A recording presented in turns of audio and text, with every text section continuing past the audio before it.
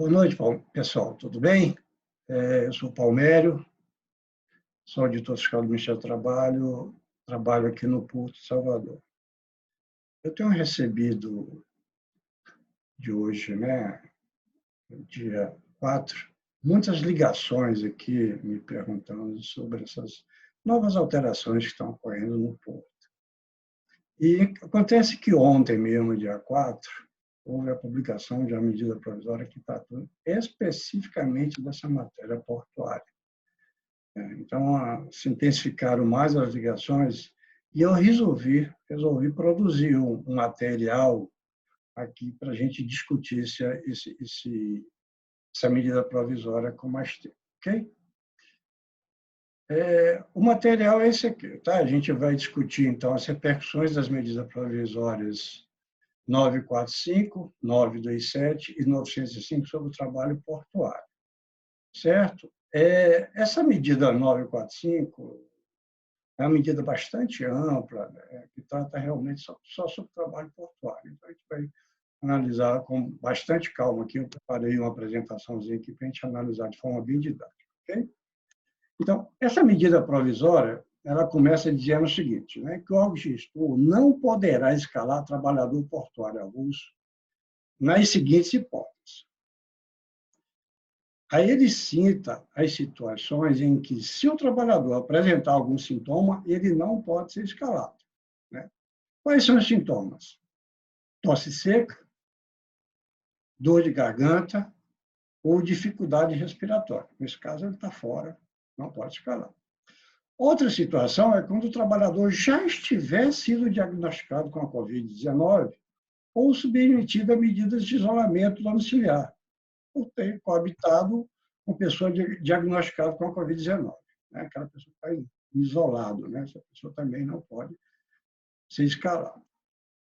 E uma outra hipótese é quando a trabalhadora estiver gestante ou lactante.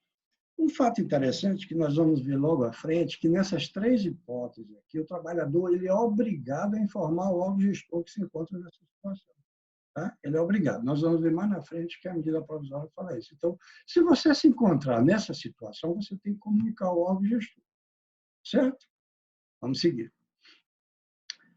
Outra situação que o órgão gestor também deve afastar o trabalhador é quando este tiver idade igual ou superior a 60 anos. Então, tem 60 anos, fica em casa, não pode trabalhar, tem que ficar afastado. Tá? E também quando ele tivesse diagnosticado com imunodeficiência, doença respiratória, ou doença pré-existente crônica ou grave, como doença cardiovascular, respiratória ou metabólica. Então, se você já tem um diagnóstico com essas doenças, você não pode trabalhar. Então, você tem que realmente ficar afastado. Tá? O órgão gestor também ele se vê obrigado a encaminhar a autoridade portuária toda semana a lista desses trabalhadores portuários que estejam impedidos de ser escalados. E uma coisa que eu acho bem interessante, na medida que o órgão gestor ele é obrigado a comunicar, eu entendo que a autoridade portuária também tem a obrigação de bloquear o acesso desse trabalhador ao porto. E, obviamente, que se o órgão gestor vai informar, não é só para informar, para a autoridade portuária engavetar isso, é para que ele bloqueie o acesso do trabalhador, tá? Para que ele realmente não possa acessar o. Aí fica aquela. Surgiu também um questionamento: como é que eu faço a comprovação onde que eu me enquadro nessas situações? Bom, a forma mais fácil é ir ao médico, né? E o médico emitir um atestado dizendo que você se enquadra naquelas situações de afastamento. Né? É o mais fácil. É o que a lei fala, a medida provisória cita em primeiro momento é o atestado médico, depois outras que o próprio governo vai estabelecer mais na frente. Tá? E aquilo que eu falei logo no início para vocês é que os trabalhadores que se enquadram em alguma das hipóteses previstas no CAPT poderão enviar, aqui não, poderão enviar a documentação comprobatória de sua situação ao órgão gestor de mão de obra. Observação, aqui eles poderão, no caput, ou seja, todo, todas as situações. Aquelas 3, eles deverão enviar. Tá?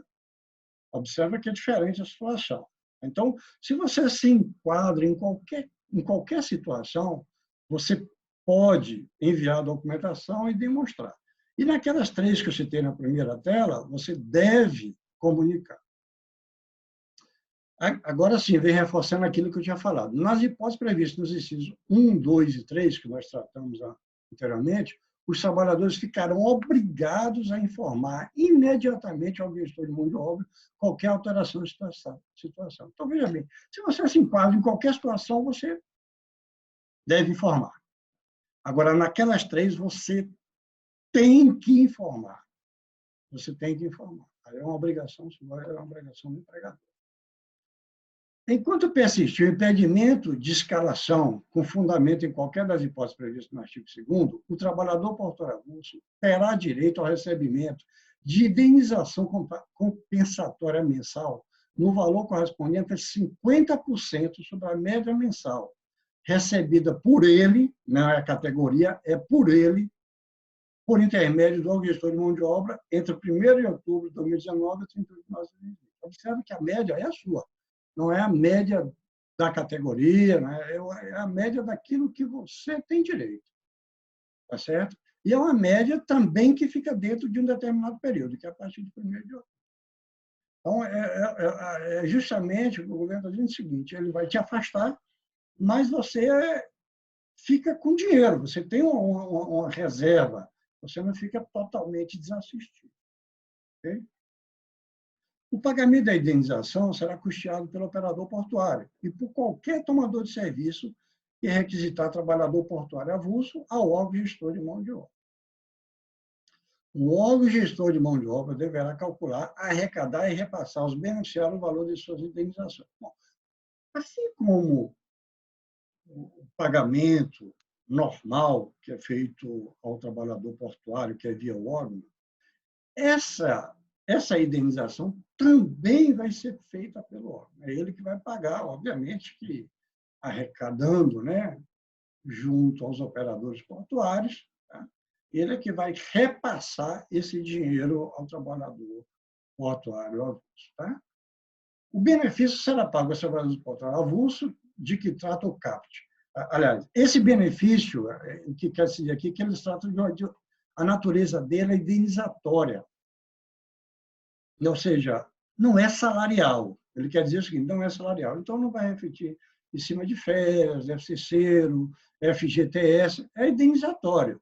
Você recebe naquele período e acabou. Ele não reflete em nenhuma outra verba que você tenha direito. Tá? Ela só é para aquela finalidade, para te indenizar nesse período que você está se vivendo, que é esse período de calamidade que nós sabemos decorrente da Covid-19. Agora, nem todos os trabalhadores terão direito a essa indenização, a esse benefício, né? E quem são aqueles que não têm direito? Aqueles que estiverem em uso de qualquer benefício do regime geral de previdência social. Vou dar um exemplo: a pessoa está aposentada, não vai receber. Ele está aposentado, ele não vai receber, porque ele já está recebendo o INSS. Então, não tem direito. Aqueles que perceberem o benefício assistencial. Se a pessoa estiver recebendo um benefício assistencial, teve algum problema, está inválido, alguma coisa, teve algum problema de físico, que não pode trabalhar, tá? Esse não recebe. Ou seja, se você estiver recebendo alguma coisa do INSS hoje, você não vai receber essa indenização, certo? Ela é excludente, uma coisa ou outra.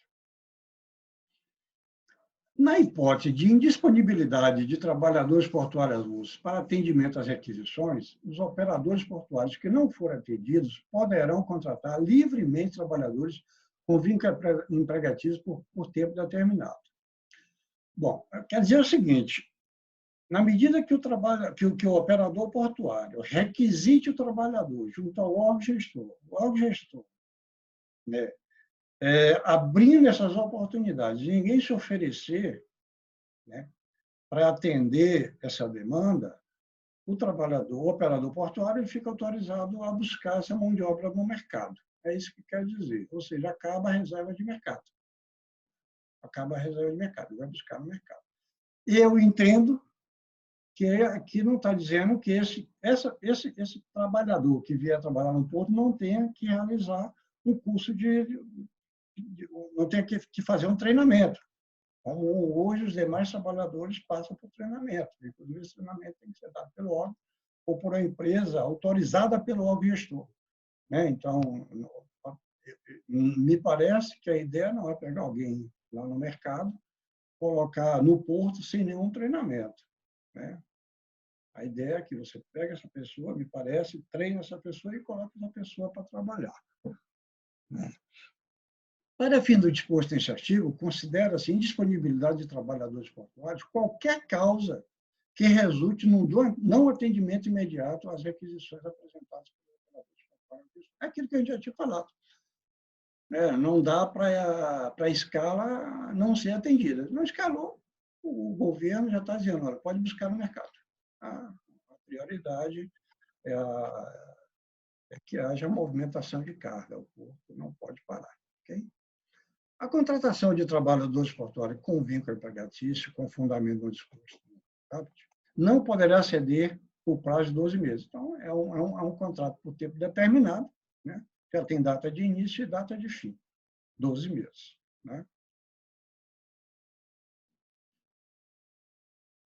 A Lei 9.719, ela sofreu alteração. No seguinte sentido, a alteração. O órgão gestor de mão de obra fará a escalação de trabalhadores portuários por meio eletrônico, de modo que o trabalhador possa habilitar-se sem comparecer ao posto de escalação. Então, necessariamente, o trabalhador ele vai poder se habilitar ao trabalho sem comparecer ao posto de escalação. Não precisa ir lá. Tá? Lá no parágrafo terceiro, ele reforça e diz assim, fica vedada a escalação presencial do trabalhador. Então, ele reforçou o que ele estava dito. Ele disse, olha, fica vedado, não pode ir, está proibido. Tem que ser só por via eletrônica mesmo, via remota. A Lei 7.783, ela é uma lei que trata sobre o direito de greve. Tá? E, com essa medida provisória, a atividade portuária também está nesse rol. Ou seja, é considerada como uma atividade essencial, imprescindível à comunidade. Então, tornou, obviamente, deu mais importância à atividade, reconheceu ela como uma atividade essencial, o que é bom para a categoria, sem dúvida. Mas tem o outro lado também, que, no caso de greve, tem uma série de obstáculos. Tem que se ponderar os dois lados. Valoriza a categoria, mas tem esse outro lado também, que tem uma série de limitações para se fazer um movimento paredista.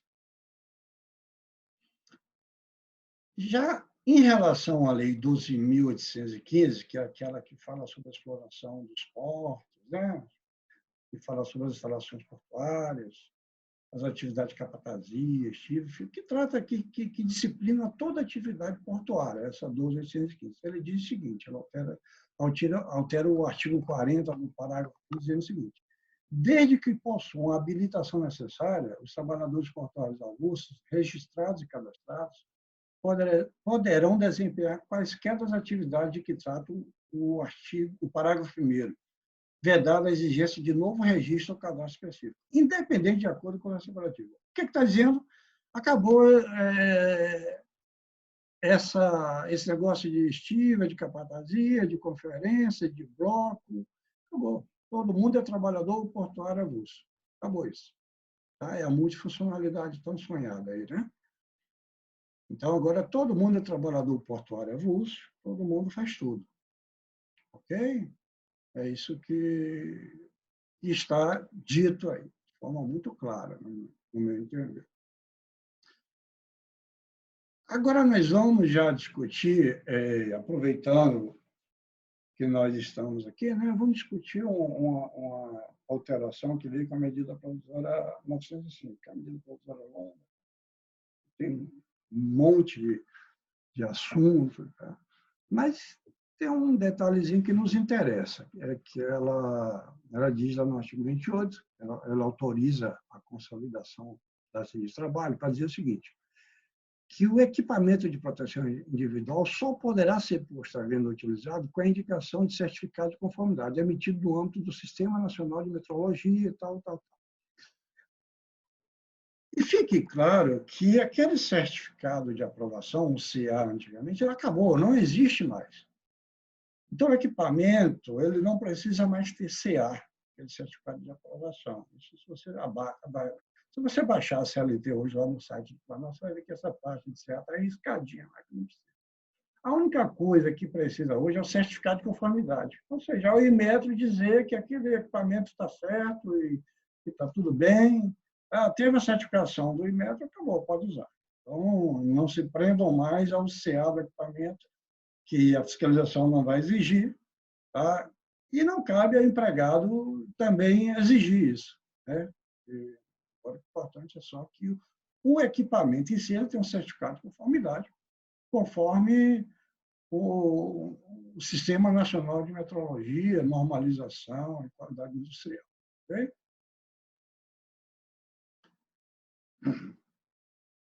E, como eu disse, aproveitando para discutir mais algumas mudanças na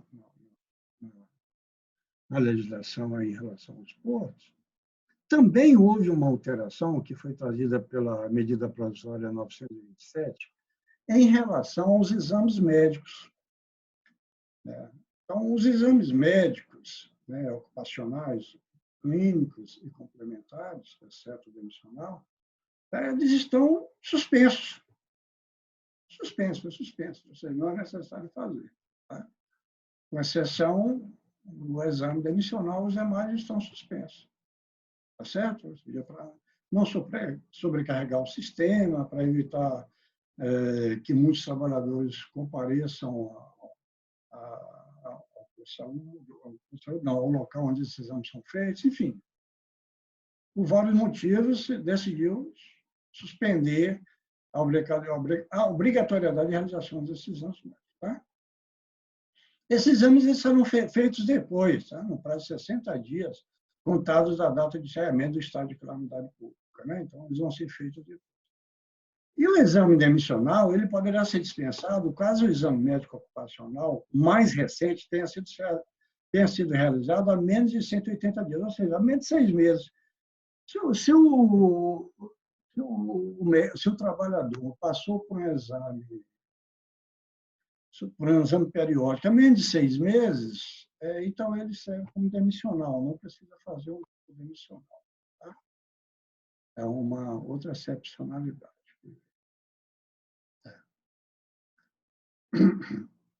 Uma situação que veio que pode ter alguma repercussão no trabalho portuário, que ainda não estou muito seguro que tem, é a suspensão da obrigatoriedade de realização de treinamentos. Que justamente é tudo que envolve a presença de pessoas, né? Aglomerações, então tudo está suspenso. Né?